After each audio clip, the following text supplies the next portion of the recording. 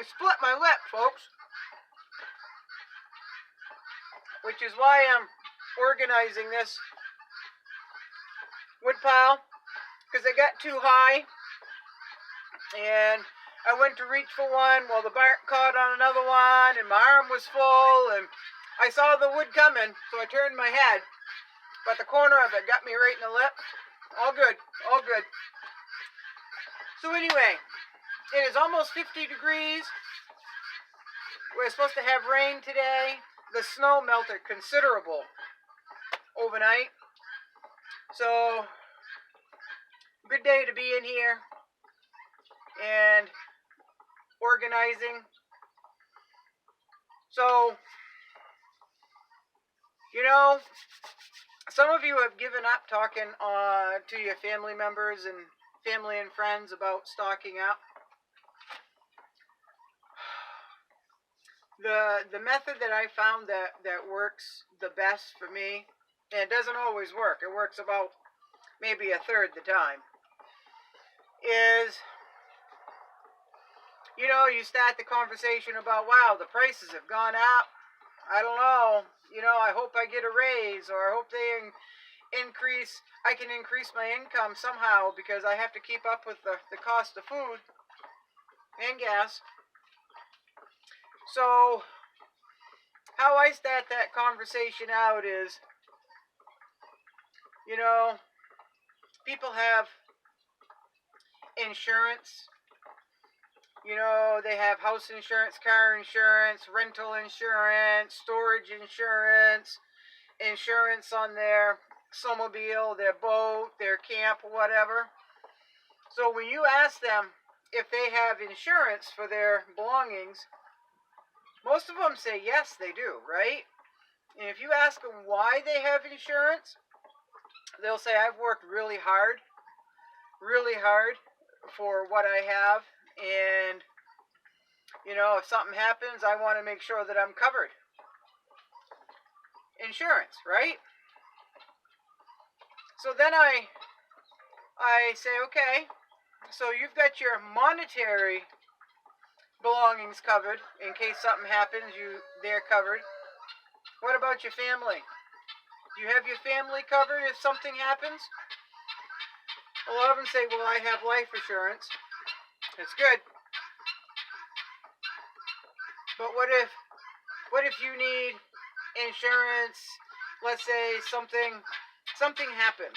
And folks, you know, when I say when or maybe or if something happens, it's already happening. We are living in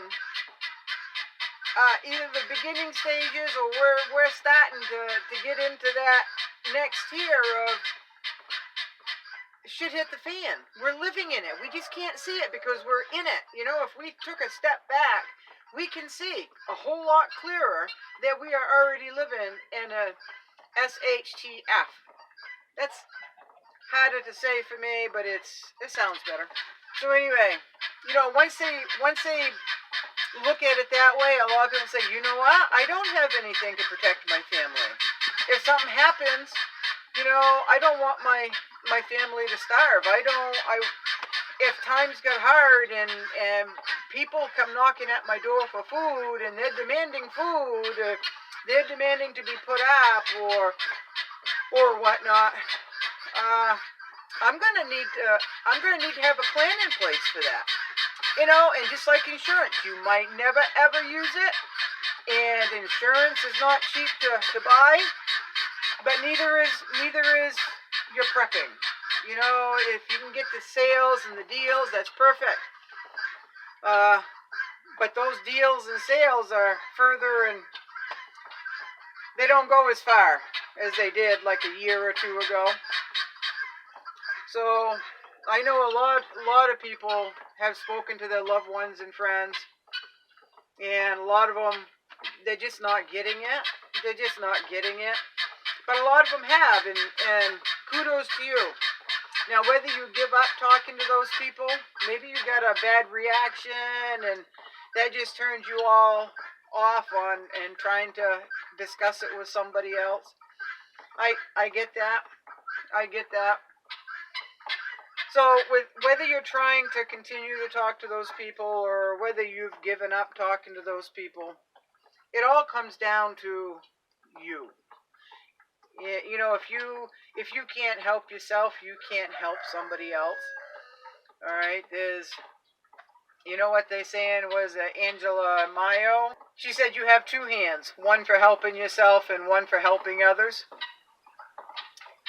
In the perfect world, I believe that's true. When it comes right down to the nitty-gritty and life or death, you've got two hands to help you and yours. That's how I look at that. Because, folks, you know,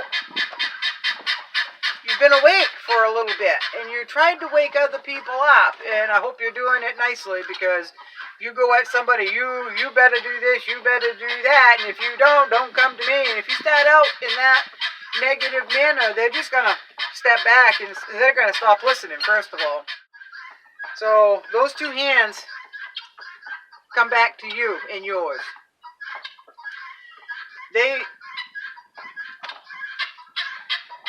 If they're buying food, they're paying more.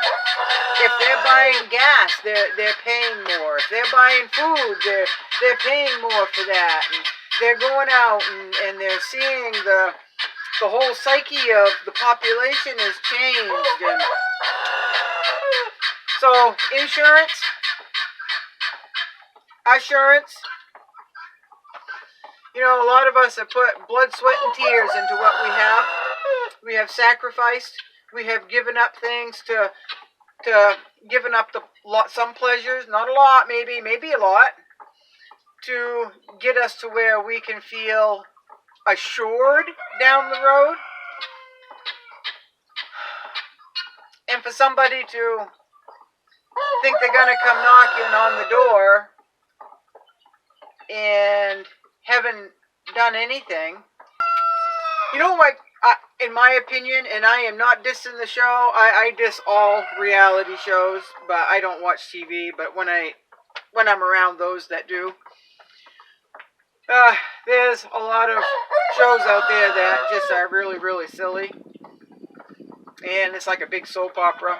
But there's one show that I think really gave us a bad name. Now, like I said, I consider myself a practical prepper, and I didn't even use that word until recently, because it sounds better, it's easier to say that I'm a stalker-upper, okay, just a prepper. But prepper, the word prepper has a bad name. It has a stigma attached to it, because there was a reality show that I watched one episode of, and I can't judge because of that one episode. I cannot do that, so I'm not. But I can see where this reality show put the word prepper, made it famous, made the name word famous, right? Instead of stalker-upper, they covered everything, you know, and then they were graded on their preps, their security, and the length they could survive, I guess, and all of this, and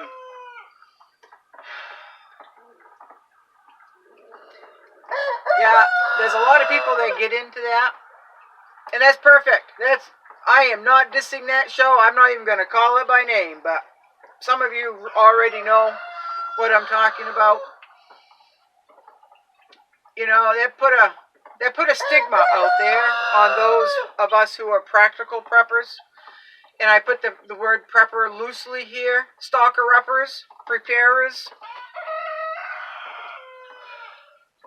Because now people, when they hear prepper, they think we're going around with gas masks, and we have a whole arsenal of weapons, and we have booby traps, and we have bunkers, and a lot of people do, and I think that's great. I think it's great. But that's what they think a lot of us who live like I do are. I don't have a bunker. I'm doing the practical thing, folks. And maybe that'll come around and bite me in the ass. Maybe it will, and that's okay. there's only so much I can do. You know, I'm blind in a lot of areas as well. You know, it's if it ever hit the fan for whatever reason, worse than it is now, say we're already in it, and I believe we are, I'll either be prepared or I won't. You know, I'll know that I have done the best that I can at that time, and it'll just be what it will be, right? So, if you have insurance for monetary things, that's perfect, that's good. But how about insurance for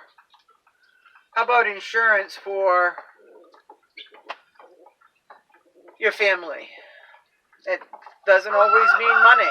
It doesn't always mean money, folks. It's food security. It's health. Knowing if something happens that you've got all the things on hand to help. Somebody gets sick, or if somebody gets cut, or they get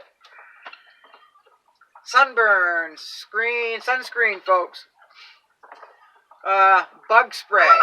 Bug spray will save your sanity. I can tell you right now, I don't know where any of you live, but I can tell you here in Maine, and I live next to a bog, and I'm surrounded by woods. You talk about mosquitoes, and you talk about black flies, and in July and August, we have what they call deer flies, which us Mainers call copperheads, not the snake, it's a fly. I can tell you right now, they will drive you crazy. They have driven me out of the garden. They have driven me out just sitting at the end of the day. They have driven me inside.